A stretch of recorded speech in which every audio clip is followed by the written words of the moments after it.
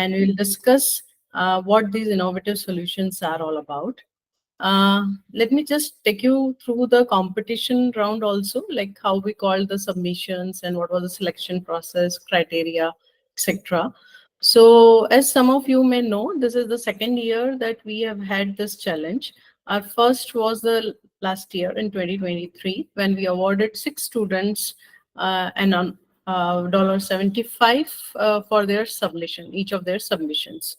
Over the past 2 months, we have invited submissions from individuals and teams with significant experience in sustainability across various regions, including Africa, Asia, Eastern Europe, and the Mid East and Americas. Our esteemed selection committee, comprised of professionals and educators from diverse backgrounds in Albania, India, Nigeria, Panama, and the US, they have reviewed these submissions, and we have also increased the amount of honorarium thanks to NVIDIA.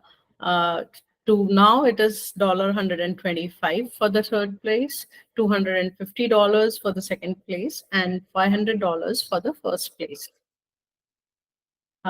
As with all competitions that World Technology Partners hold, submissions were evaluated based on UN sustainability goals.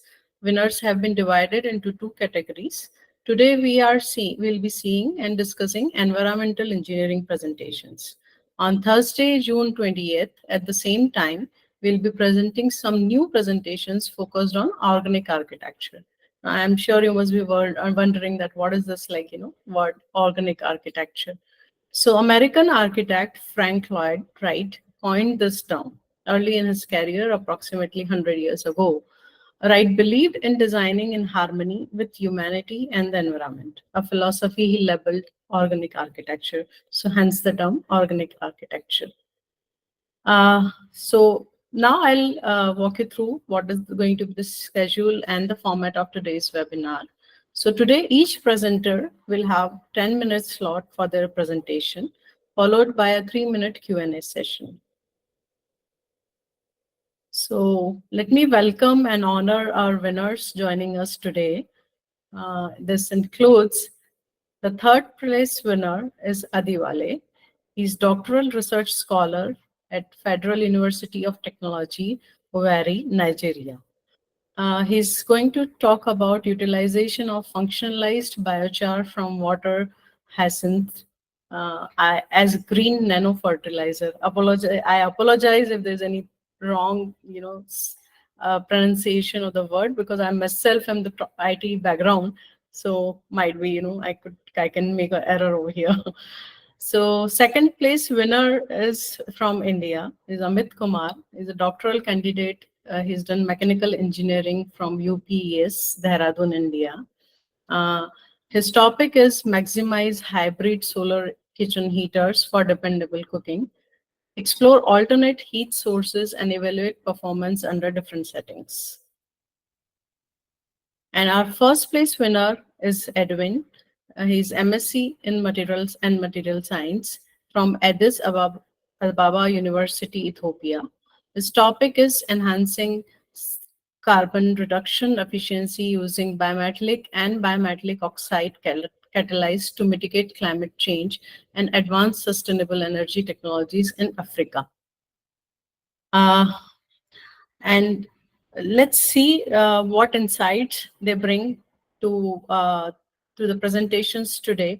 And let's enrich our conversation by discussions around green sustainability challenges and solutions.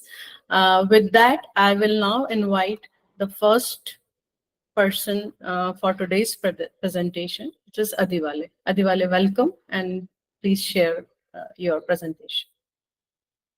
Like I said, Africa Center of Excellence in Future Energy and Electricity.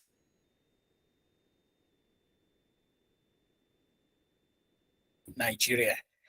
And the topic of my research work is utilization of functionalized biochar from water hyacinth as green nano-fertilizer.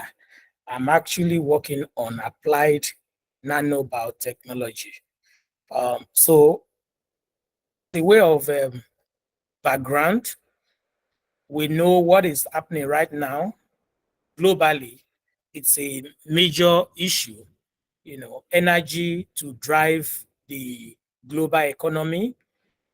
And not just energy, we are talking about getting the energy sustainably.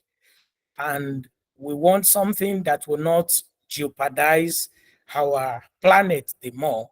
So we talk about greener sources of energy. We talk about um, producing our food. That's the one that supplies humans. Because when you talk about energy, it could be in two forms. You can talk about energy for your equipment like electricity and all that, and you can equally talk about energy for humans, talking about food production. So whichever angle you are coming in from, we need to generate this energy in a way that ensures that the planet is preserved. So we want to carry out any activity we carry out in a greener way. So, and one major thing that I want to drop today that I want to talk about is the fact that most of the times when we align with the nature, it's always the best way to go. We can see we have solar systems that trap energy from the sun to convert into electricity, which is what the nature does in photosynthesis by trapping the solar energy.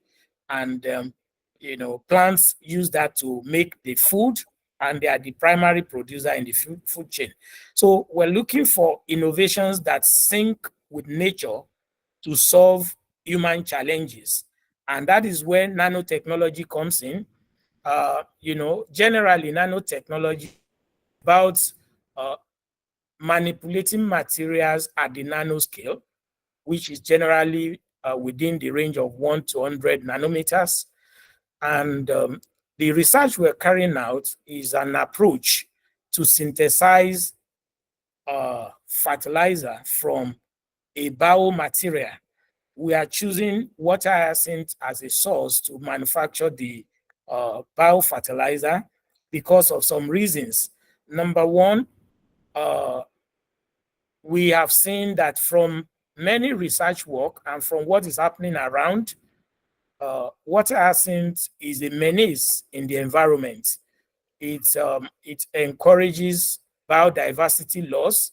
It encourages, it also impacts the socio-economic activities of communities where it is growing on the aquatic ecosystem. So this is a kind of overview of what the research work is all about. It's an environmental engineering through nano biofertilizer application. So what are we trying to do in this case? So we have the water hyacinth, which is known for its aggressive invasion of the aquatic ecosystem. So we are leveraging on that advantage because the plant can, trap the atmospheric carbon dioxide through photosynthesis to generate biomass. And also in the process, it competitively absorbs nutrients from the aquatic environment. So it's doing two things at the same time, capturing the atmospheric carbon into biomass while also, bioaccumulating nutrients from the aquatic environment. So if you put these two together, you're going to have a very rich biomass.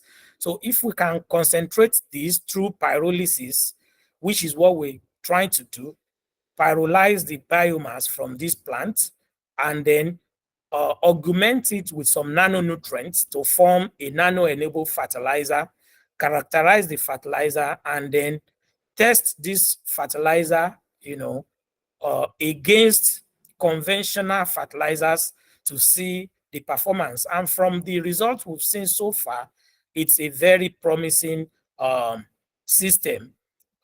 One of the benefits or some of the benefits of this concept is that we're going to have sustainable and smarter agro productivity, and also environmental sustainability, because the invasion of the aquatic environment by this plant will be positively utilized in a more economically friendly way. And also it could help us to generate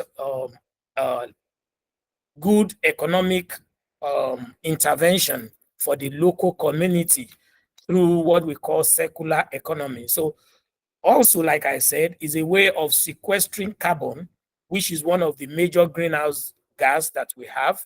Then we can preserve the biodiversity of the aquatic ecosystem and also preserve the marine infrastructures like our dams, our irrigation systems, and some other marine infrastructure that the plants affect. So these are some of the areas where we believe that this work is going to be of positive impact. And some of the data we've generated so far is pointing in that direction. Like I just have some of them here, like the FTIR image showing some of the different functional groups present in the biochar from these weed from this aquatic plant. The zeta potential showing the charges, it's net negative charge, which means it's going to be a good adsorbent for positively charged ions, and the same image from the biochar itself. So these are some of the, so like I said, we have some reasons why we are actually selecting this plant as a feedstock because of its ability, like I said, to sequester atmospheric carbon.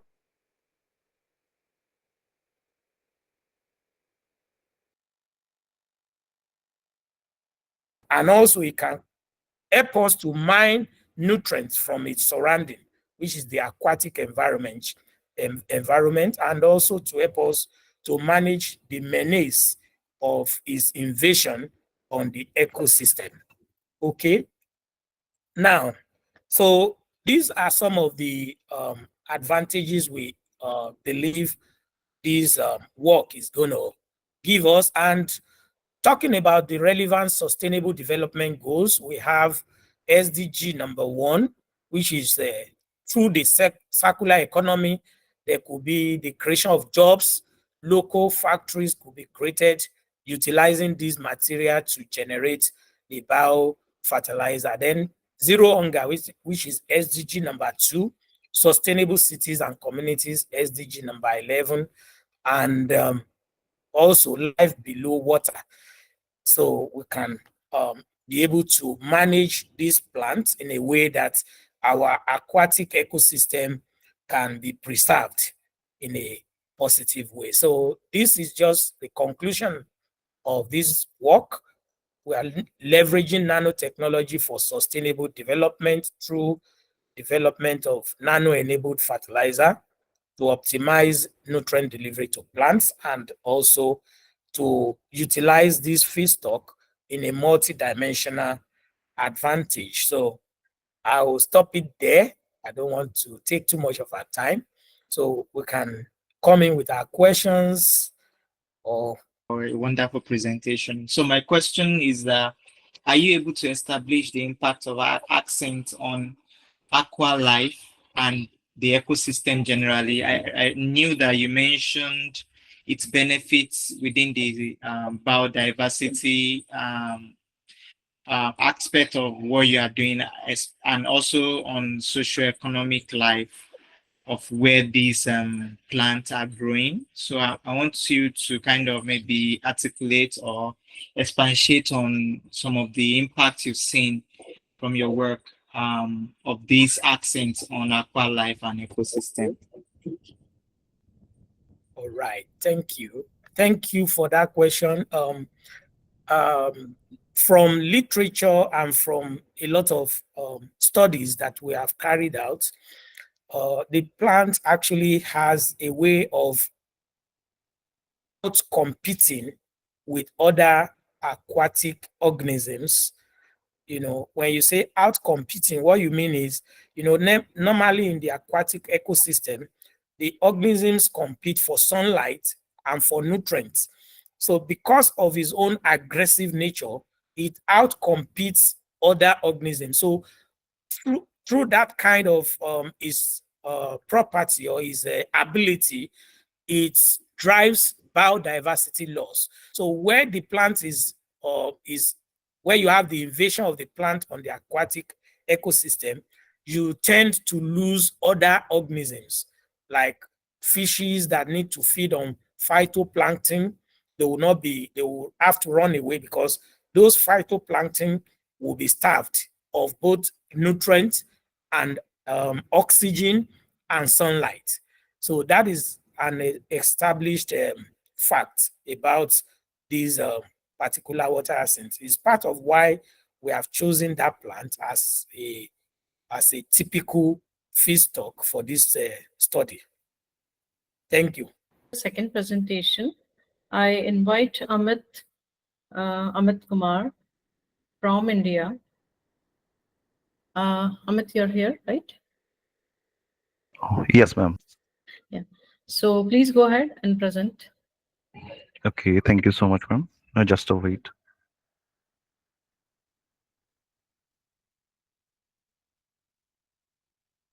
Good evening to all, and welcome to the Green Sustainability Trend 2024. It's a World Tech Chat hosted by World Technology Partner. Here I am Amit Kumar, a PhD scholar from UPS Dehradun, India. First, I would like to thank to the organizing committee for selecting my topic and giving me this wonderful opportunity it present on this kind of a huge platform. Today, I'm glad to present my chat on maximize hybrid solar kitchen heaters for household and community cooking, exploring alternate heat source and evaluating performance under different settings. So these are my outlines. You can see over here. There are 10 different topics which I'm going to cover in this particular presentation. Now move on to the first, the classification of cooking technology. As we know, the food is necessary for the survival of a human being. Why? Because it's fulfill our daily needs of energy and nutrition. To make food tasty and digestible, it requires for cooking. And you can see here there are the different kind of a cooking technology available in front of you on your screen. There's the solid fuels, liquid, gaseous, electricity, and then renewable fuels. Renewable fuels is basically divided into two categories: biofuels as well as solar energy. So my topic is belongs to this particular energy known as solar energy. And you can see over here there are the different kind of solar cookers available in the market. Just wait.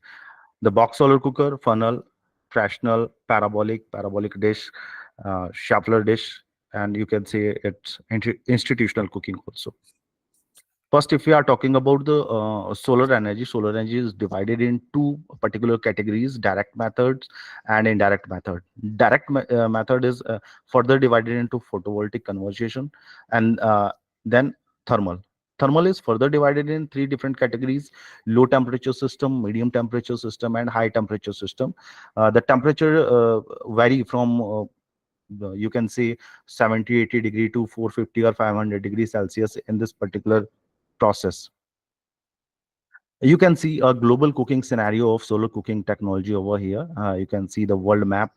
A colorful world map is showing the uh, countries who are using solar cooking technology pretty good in their areas. Here you can also watch the top 10 countries using a different kind of a solar cooking technology. Accordingly, the first you can see the top 10 countries using a parabola solar cooker. And these are the top 10 countries using a panel solar cooker, using a box solar cooker, and other type of solar cookers. Here in next slide also, there are the different kind of solar cooker. You can see a tube type solar cooker, miscellaneous, and top 10 countries using a different kind of solar cooker. That means any kind of a solar cooker which are using in any kind of countries, you can see over here. There are the 10 top 10 countries. And last but not the least, the countries using a shuffler cooker is only in India. These report according to the Solar Cooker International. I'm talking. The India is using a shuffler solar cooker on a high note. Here, now I'm talking about the paradigm shift of solar cooking technology. It start from the box solar cooker, And then year by year, the research is going on, and an advancement in this particular technology. You can see the panel solar cooker, you can see the fractional solar cooker, parabolic solar cooker, Schaeffler institutional cooking. So all of them are using for the cooking. Box solar cooker is used for the individual purpose. uh, Panel is also using for the individual purpose, and if you are talking about the Schaeffler or institutional, they are using for the community and a large community of kind of a cooking. Here I have categorized all these kind of a solar cooking in three different generation. You can see the first generation, second generation, and third generation. First generation basically which are using a individual solar cooking, and the second generation any kind of you can say two, three, or four peoples when using, as well as when the cooking technology differently change, like parabolic dish they are using or shuffler they are using. And the third generation when we are going to the community to the large institutional. And this is basically the block diagram of hybrid solar cooking system. You can see over here the solar collector is collecting the sun rays, and the hot water is going to the hot storage tank. This hot water is going to the heat exchanger. Here our load is available, and that means our pot where we just want to cook. And then the circulating coins, you can see the hot water will circulate over here, and with the help of pump it go to the storage tank, and then to the uh, collector. Storage tank is kind of a heat exchanger also. Here the property of heaters and burners used in the solar cooking technology. You can see the first, second, and third generation of cooking. We have differentiating according to the different properties like temperature, sunlight, cooking type, heat storage, quantity, design, investment. So you can see all of these according to the generation. Like for example, if you are talking about the temperature, first generation of cooking, they don't have a lot of temperature. They goes up to 150 degrees Celsius. But if you are talking about the third generation, they goes up to 450, and sometime it's 550 degrees Celsius in some conditions. This is basically the classification of different solar cooking technology based on their various category. Here you can see according to the serial number we have a different kind of a solar cooking technology. And now we have a type of focus, uh, reflecting type, operating temperature, as I have talking about cooking capacity. Box start from 1 to 15 liter, and the solar kitchen is just for the solar community kitchen. If I'm talking about it, go up thousands of for the peoples. In India, it is actually using then thermal storage of cost of cooking. It start from a box cooker. If you are talking, it's very low in price. And if you are talking a community kitchen, it's have a huge initial cost, but it can easily you can maintain this particular cost in very 3, 4, and 5 years easily. This is basically the comparative analysis between individual and community solar cooking. Individual solar cooking and community cooking based on the cost effectiveness, energy efficiency, cooking capacity, space requirement, convenience, initial steps. So if you are comparing both of them, you can easily see the community solar cooking is winning in all the phases. Why? Because you can say it's kind of expensive, but if you are talking about uh, it can easily complete the all cost in very uh, very easily, or you can say in a few years, maybe 3, 4, or 5 years. It depend on technology, uh, for how many peoples you are using this kind of a community cooking. Why? Because it start from 100 people, 50 people, and go to the 6,000, 8,000 peoples per day. uh, as we have talking a different kind of a technology, we have found some gaps in this technology. You can see there's a no single setup, or you can say no single solar cooking technology who can meet the demand of Indian cooking style. That means you cannot do everything in individual kind of setup. There's the difficulty in operation when you are using bulk in size, and if you are talking about the lifespan, most of the solar cooker have a lifespan of 4 to 5 years, and most of the setup you can see don't operate in hybrid mode, that is on grid, off grid, or standalone at a same time, which is beneficial during a no sunny days and late night operations. Whereas most cooking setup are enabled to provide quick start, quick shutdown, quick temperature control, lack of during heating, and lack of efficient heat transfer. So these are basically the problems which we have facing in all these kind of setup. And now these are basically the objectives, or you can say we just want to get. We just want to design a hybrid solar kitchen setup uh, which can meet the demand of all Indian cooking style with a heat regulation mechanism, as well as ergonomic feature and ease of operation. We will develop a hybrid solar kitchen with a different type of hybrid heaters to analyze and identify optimum performance. Performance analysis. We will analyze the performance of each and individual burner, you can say, optimization of operational performance parameter, and then last but not the least, we just talk about the techno-economical analysis of hybrid solar kitchen for household and community application. This is basically the setup you can see on your screen. Smart hybrid solar kitchen, this is the line diagram of our setup. You can see in your side, this is the LPG burner, and then there are the four heaters. We are using a copper coil in each and every heater. The first one have a copper coil of diameter 6 mm, second having a diameter of 8 mm, the third one of 10 mm, and last but not the least, it's have a 12 mm diameter of copper coil. This is circulating over here. You can see the inlet from this side and outlet of this particular coil from this side. So all of them have this kind of a mechanism. You can see the pressure and temperature sensor each and every setup. So it starts from the shuffler. Shuffler will collect the sun rays and then reflect to the concentrator. Here the concentrator also have a copper coil. And the copper coil is circulating over here, and then the water is flowing in this particular. You can see the line in the color of red, green, and blue. So this is nothing but it's a pipeline where the water will flow inside is the this pipeline. So as I'm talking, the concentrator have a copper coil. The sun rays will these copper coil will collect all these sun rays, and the water will heat up. The temperature will rise over here, and this hot water, you can see by this red color, this it is showing a high temperature water. It is going to the supply tank. Here it's a supply tank. It is collecting over here, and then from the supply tank with this pipeline, the hot water is going to the uh, all these burner.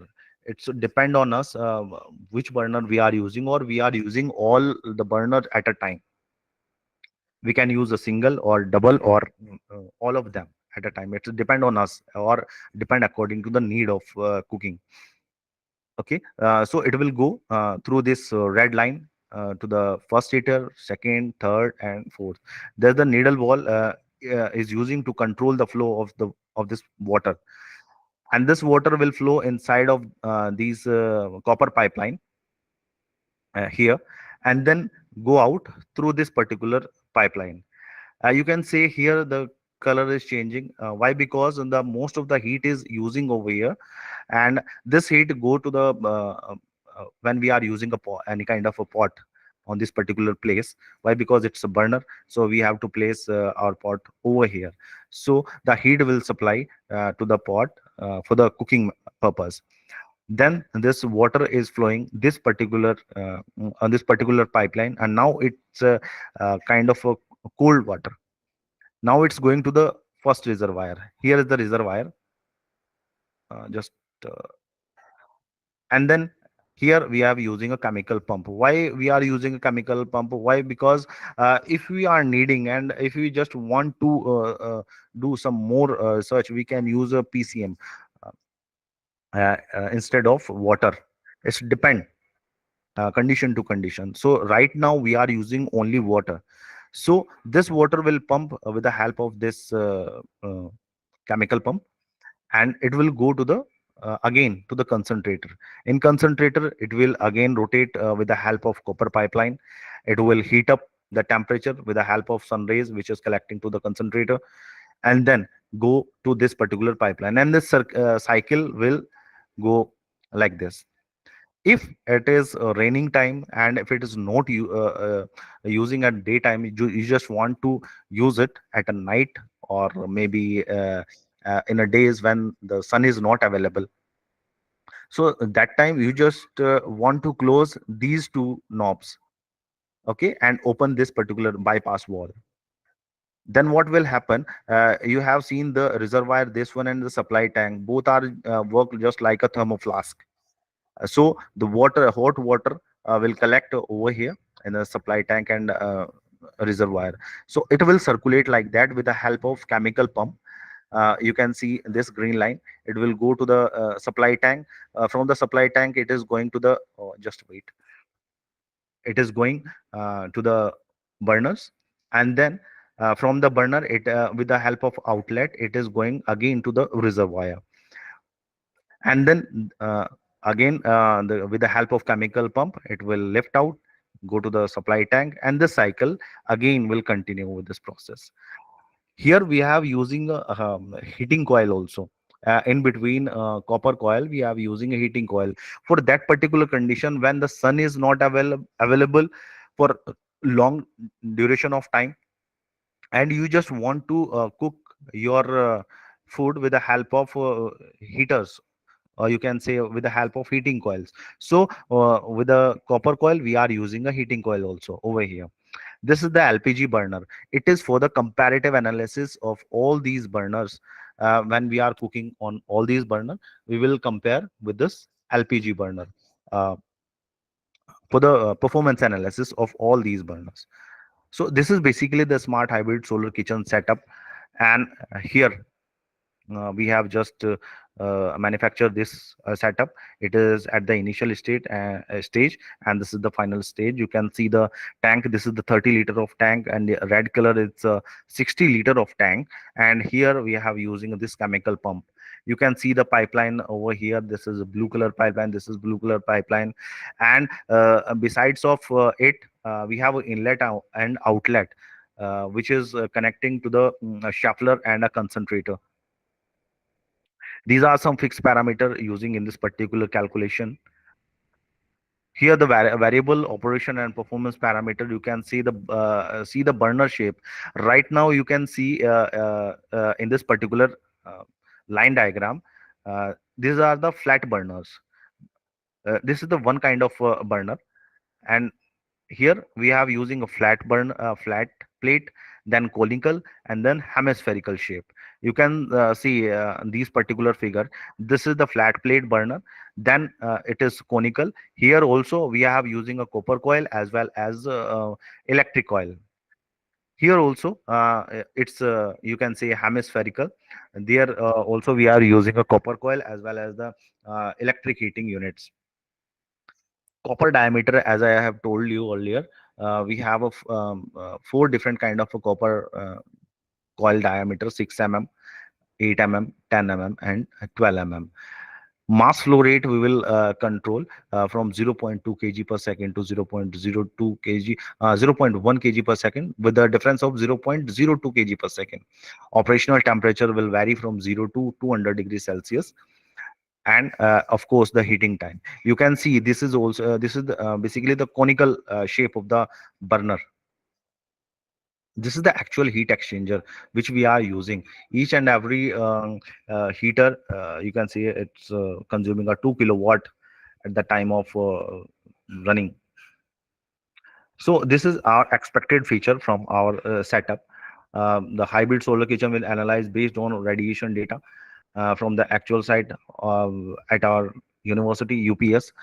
The proposed system should work with the diffuse light or no light condition, as I have told you. The proposed system will work for all expectation meeting Indian style of cooking, boiling, steaming, frying, chapati making, etc. The proposed system will have a better heat transfer, instant heating and cooling, better temperature control, easy operation and temperature range that should care to the cooking requirement. It should be comfortable for the cooking personals, having good ergonomic design, be easily operated by one person from one place, and have a better mounting and easy for mobility. Can work on grid, off grid, and standalone unit, as we have see the gap in our different solar panels, solar setups, you can say. Most of the parts must be fabricated with a working lifespan of at least 5 years. We have using this kind of a material. It should be easy to of install, operation, maintenance cost, and safety of handling. So these are expected feature from our setup. Hope we can get it very soon. Thank you so much. Thank you. My wife would be shocked that I'm asking you a question about cooking. But you mentioned I think it was a Schaefer system that was used only in India. Yeah, Is there any? it's according to the Solar Cooking International Record. Okay. Is there Yeah. any specific reason it's only used in India, or? I don't think so. It's any specific reason. Um, uh, I just want to say in India, there's most of the reason have a high temperature. You can say 40, more than 40, and near about 50 degrees Celsius. So that's why they just want to collect the solar energy, which is available freely in the environment. They just want to collect it and get some useful work. So that's why I think so. Okay. It's interesting that countries near India are not utilizing it as much. I was just interested in that. Okay, thank you. Thank you so much, sir. All right, so my name is Edwin Uchenna Ono, and I'm a master's student of material science at Adewale University. I'll be making a short presentation from a topic enshrined from my master's thesis on enhancing CO2 reduction efficiency using bimetallic and bimetallic oxide catalysts in order for us to mitigate climate change and also advance sustainable energy technologies within Africa. So this is the outline of what I'm going to be talking about briefly, but in order to push up very fast, first of all, I would like to start with saying that for centuries now, the human race has solely depended on fossil fuels for energy, especially petroleum. And the removal of petroleum products definitely will leave the world empty. The reason why you can hear me from the different parts of the world you're in is because of energy vis-a-vis fossil fuels. And the use of these fossil fuels has definitely emitted CO2 into our atmosphere. And because of this CO2, it has caused the depletion of ozone layer that has exposed the Earth's surface to direct ultraviolet radiations, which eventually leads to global warming of our Earth. So driving down to Africa, which is my case study, I don't know if you can see my mouse very well, but let me use Ethiopia, the country of my stay, as a case study. Looking at Ethiopia, you'll find out that at this point, looking at this image and also this image here, you find out that one of the major contributors of CO2 emission here in Ethiopia is agriculture and also service. Service include the airline that they operate in Ethiopia. But one of the things I want to pick up, one of the takeaway from these are plots of 20 selected African countries in understanding the emission of CO2 in comparison to the economy of the country, is for you to see at this point where GDP here talks about the gross domestic product and the CO2 in megatons talks about the CO2 emission. So you could see that as the GDP or the economy of most of these countries is increasing, it is synonymous with an increase in CO2 emission. So this is to say that we cannot actually deal with CO2, removing it, if the countries must also increase their GDP or the economies of what they are doing. So what we are trying to do is, how do we reduce CO2 emission by also trying to either increase or maintain the GDP of each of these African countries? So that is the significance or the reason why we are doing this work.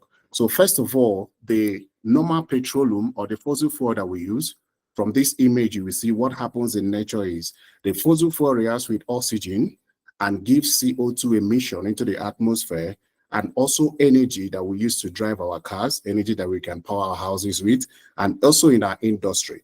But what our work is trying to do is to do a CO2 recycling of this, where the CO2, the carbon dioxide that is emitted from these industries, we are converting it, or we're reacting it with water and energy via electrochemical reduction technique. As you can see, I hope you can see my image.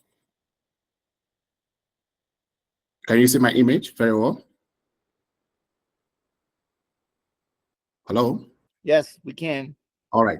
All right. So our work is to try to, this CO2 that is being emitted in the atmosphere that is causing global warming, we are trying to react the CO2 with water and energy using a catalyst in order for us to produce value-added chemicals and also some fuels that we could use to drive our cars without emitting this CO2 into the atmosphere.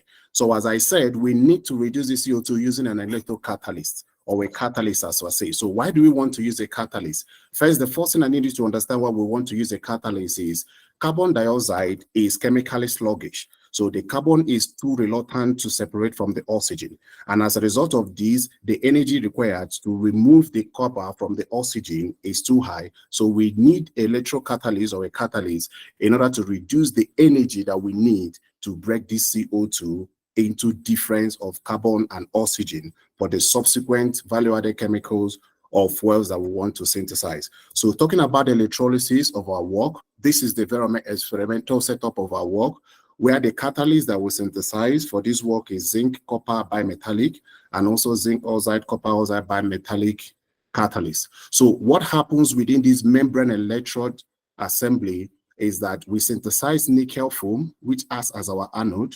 We synthesize a zinc copper, which acts as our catalyst, and also zinc oxide, copper oxide catalyst. And then we have a BPM, bipolar membrane. At this nickel foam, at the anode, there is an oxidation of water happening, which reduces it to oxygen and also proton. Whereas at our catalyst, as our cathode, our catalyst is helping us reduce this CO2 into the value-added chemicals we are looking for. There is a CO2 carbon source that we emit into this membrane electrode assembly, as we can see from this image. So the CO2 immersed in this bicarbonate, which is our catalyst that we're using, and the reaction takes place on the surface of our catalyst, which is this zinc oxide. But at the bipolar membrane, there is also another reaction taking place, where the bipolar membrane, H2O is split into hydroxide and also proton. So the proton at this bipolar membrane, there are two sides of the BPM. We have the anode side, cationic layer, and we also have the cationic layer. So at the cationic layer, the hydrogen or the proton that is being emitted or that is being passed through this ion, this layer, reacts with our catalyst or the CO2 on the surface of our catalyst. And when they react on the surface of our catalyst, you then see this CO2 reacting with the proton. At two electrons, it gives us carbon monoxide, and at 8 electrons, it gives us methane. So this is the basics or the optimization reaction of what happens, the mechanism of what happens within the membrane electrode system that we assembled together for the reduction of this CO2 using our catalyst and also the BPM, the bipolar membrane. So going further, we want to understand the basics or the idea of how our catalyst, the zinc copper, and also the bimetallic oxide, zinc copper oxide, was able to reduce. So the first thing is the CO2 that is being absorbed in our electrolyte is absorbed on the surface of our catalyst. So the first thing that happens, it is absorbed on the surface of the catalyst, and afterwards our catalyst is able to activate this CO2 that you're seeing. It activates it into radicals and then subsequently proceeds to reducing it to the products that we have, which is the methane, the formic acid, and also hydrogen evolution, which is one of the things that we are trying to avoid in this our mechanism or in this our reaction, experimental reaction. So going further, we analyze some of the catalysts that we had, and as expected, we have different morphologies as seen. For the copper mesh, we use the copper mesh for the support system to deposit our electrocatalyst on top of it for the reduction purpose. So we synthesize zinc 50% and copper 50% and different compositions of zinc and copper in order to try and see which of the bimetallic compositions will be able to give us better reduction capacity for the CO2 to methane and also to formic acid. So going further, we analyzed the SROD of our result. And one thing that we achieved in this experiment, as we wanted to achieve, is it is possible to go into the lab and then instead of getting an alloy of zinc and copper, you can get a metallic zinc and a metallic copper separately existing as one on the surface of the metal. But we're able to achieve an alloy, which is one of the benefits of which is one of the reasons why we entered the laboratory. So from our SROD, you could see the peaks which characterize the copper zinc alpha, copper zinc gamma, and copper zinc gray, which shows that definitely what we synthesize in the lab is a bimetallic alloy of zinc and copper. Excuse me.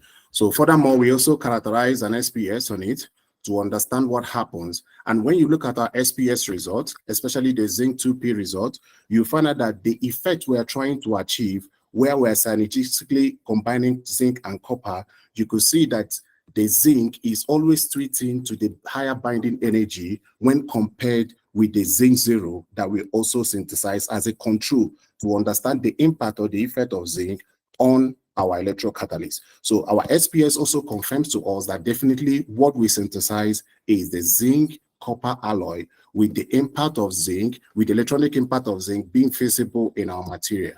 So furthermore, we characterize to see if our catalyst can be able to reduce CO2 into value-added chemicals like formic acid and also methane. And then after we characterization, just as other literatures that we've seen, our zinc was able to synthesize or rather reduce CO2 into more of formic acid, whereas our copper is balanced, reducing both to formic acid and also to methane. And the values for our copper base and our zinc base were very low. The faradic efficiency and also at very high current densities, they were very low. But we try to analyze what happens within the electrodes. The polarization curve, this curve is what we try to use to analyze what happens at our electrodes. And as we expected, we found that the kinetics of what happens in the zinc and the kinetics of what happens in the copper is very different from each other.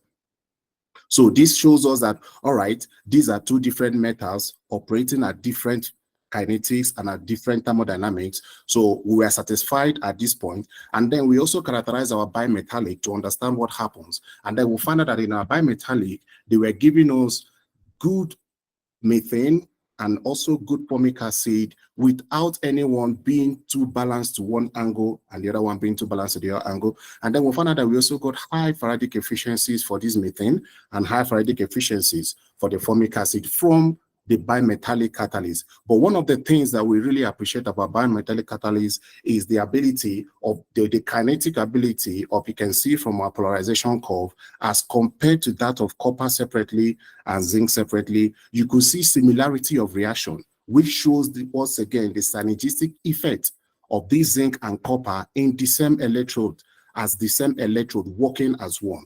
But the difference we may see here is that you could see that the one that has high volume or high composition of zinc was a little bit separated from the one that has higher composition of copper and also similar composition of zinc and copper. But at this point, we were excited and we proceeded with more characterization of reduction of CO2 into the methane and also formic acid. We were also able to try to reduce the hydrogen evolution reaction occurring, even though it was less than 20, but at current density of 200, which is what we are trying to achieve in the industrial aspect, it was also less than 20, but a little bit higher as what we expected. So we proceeded to characterize the bimetallic oxide catalyst in order to understand if there's going to be any effect different from the one that we saw in the bimetallic catalyst. So we analyzed this and we found out that the surface morphology is completely different from the surface morphology of the bimetallic catalyst. So at the point of the surface morphology, surface characterization, we were excited that there's a difference between the two. And then we proceeded to do an SROD analysis and we found out that the characteristic peaks that we also got from our zinc oxide and copper oxide were characteristic of either zinc oxide or copper oxide, which also confirms to us that this that we synthesize is not just different metal oxides, but bimetallic oxide, which was one of the things that we plan to achieve in the experimenters.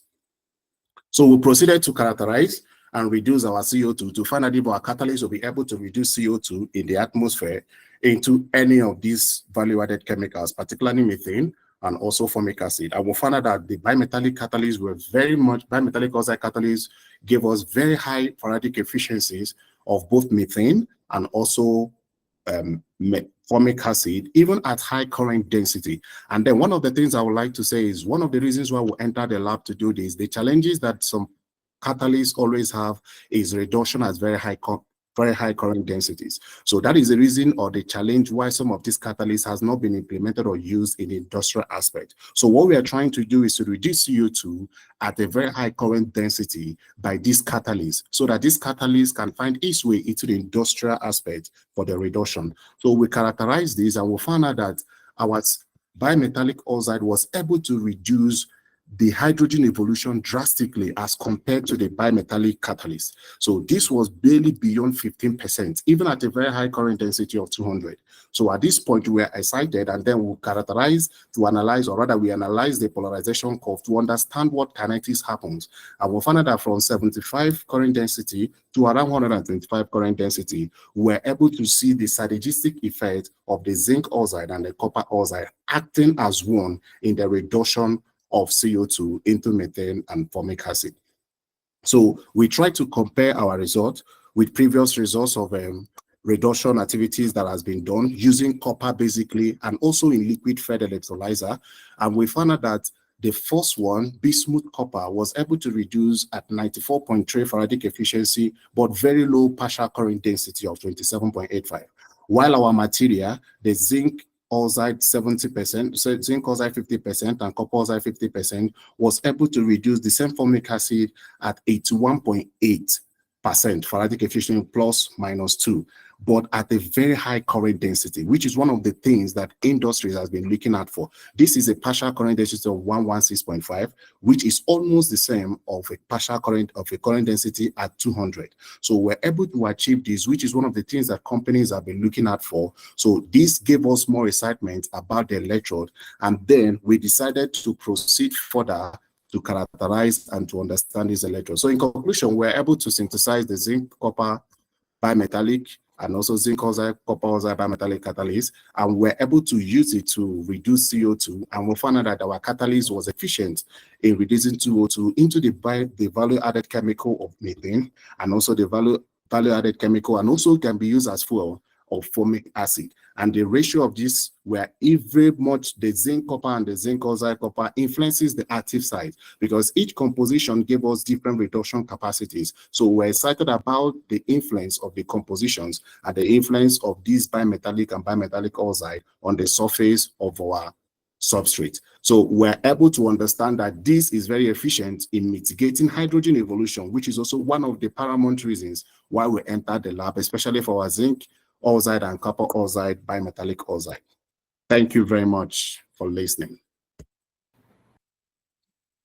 Thank you so much, Edwin, and to all the presenters.